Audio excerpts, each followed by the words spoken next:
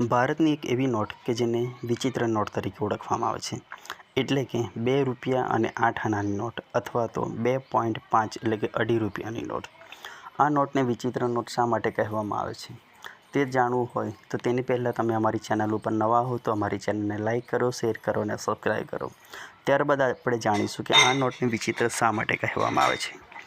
ઈસવીસન 1950 પહેલાં બ્રિટિશ સિક્કાઓના સમયગાળામાં 16 આના બરાબર 24 પૈસા થતા હતા, જે ભેગા કરીને 1 રૂપિયો બનતો હતો, એટલે કે 1 આનો બરાબર 4 પૈસા. આ જ સમયગાળા દરમિયાન ભારતની અંદર ઈસવીસન 1918માં એક અનોખી ફેક્શન નોટ બહાર પાડવામાં આવી કે જેને 2 રૂપિયા 8 આનાની નોટ કહેવામાં આવે છે. આમ જોવા જઈએ તો 2 રૂપિયા 8 આનાની નોટ બરાબર 1 રૂપિયો બરાબર 64 પૈસા, 2 રૂપિયો બરાબર બીજા 64 પૈસા અને 8 આના બરાબર બીજા 32 પૈસા, એટલે કે 64 વત્તા 64 વત્તા 32 બરાબર 160 પૈસા થાય. એટલે કે 2 રૂપિયા અને 8 આનાની નોટ બરાબર 160 પૈસાની નોટ થાય. બીજી રીતે કહીએ તો અહીં રૂપિયાની નોટ એટલે કે 2 રૂપિયા અને અડધાની નોટ થાય. હવે નવા ચલણ પ્રમાણે 1950 પછી દેશમાં જે સિક્કાઓ કે નોટ અમલમાં આવ્યા તેમાં 1 રૂપિયો બરાબર 100 પૈસાની ગણતરી કરવામાં આવી. હવે જો આ નોટ એટલે કે ₹2.5ની નોટ ગણીએ અથવા 2 રૂપિયા 8 આનાની નોટ ગણીએ તો 250 પૈસાની નોટ થાય. એટલે જ આ નોટને વિચિત્ર નોટ તરીકે ઓળખવામાં આવે છે. ત્યારબાદ આપણે જાણીશું 2 રૂપિયાના નોટનો રોમાંચકાર ઇતિહાસ. તો અમારી ચેનલને તમે લાઇક ના કરી હોય તો લાઇક કરો, શેર કરો અને સબસ્ક્રાઈબ કરો.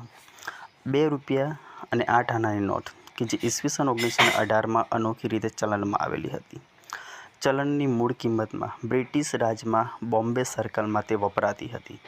એટલે કે 2.5 રૂપિયાની નોટનું મૂલ્ય તે સમયગાળા દરમિયાન $1 જેટલું હતું. એટલે અમેરિકન ડોલર અને ભારતીય ચલણ સરખા હતા.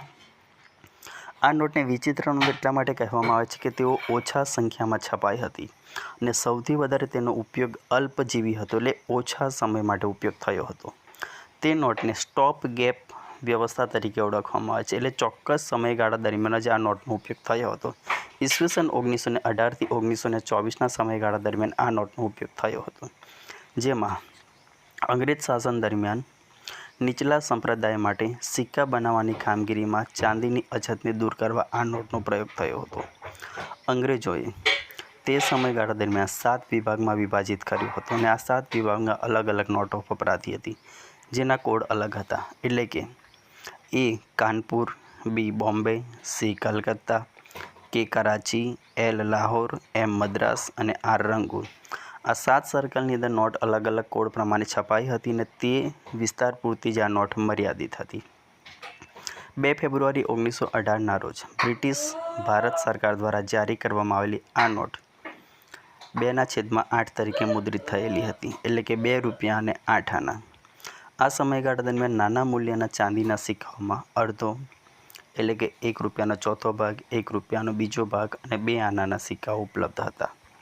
બેંક નોટના જાણીતા ઇતિહાસકાર ડૉક્ટર સૂરજ કરન રાહી જણાવે છે કે ઇંગ્લેન્ડમાં સફેદ હાથથી બનેલા કાગળ પર આ નોટની છપાઈ થઈ હતી, જેમાં ઇંગ્લેન્ડના જ્યોર્જ વિકિંગ પંચમનું ચિત્ર હતું અને તે સમયે ભૂતપૂર્વ બ્રિટિશ નાણાં સચિવ MM.S. ગુબ્બેની સહી હતી. ચોક્કસ વિસ્તાર પૂરતી આ નોટ વપરાતી હતી. તે સમયગાળા દરમિયાન $1 બરાબર 2.8 આનાની નોટ હતી. 1950 પહેલાં બ્રિટિશ સિક્કામાં ભારતની અંદર આ નોટ વધારે મહત્ત્વની હતી. આમ ભારતની એક વિચિત્ર નોટ તરીકે ઓળખવામાં આવે છે, જેને ₹2.5ની નોટ અથવા તો 2 રૂપિયા અને 8 આનાની નોટ કહેવાય છે. જો તમે આ નોટને વાપરી હોય, તેને જોઈ હોય, તેનો ઉપયોગ કઈ જગ્યાએ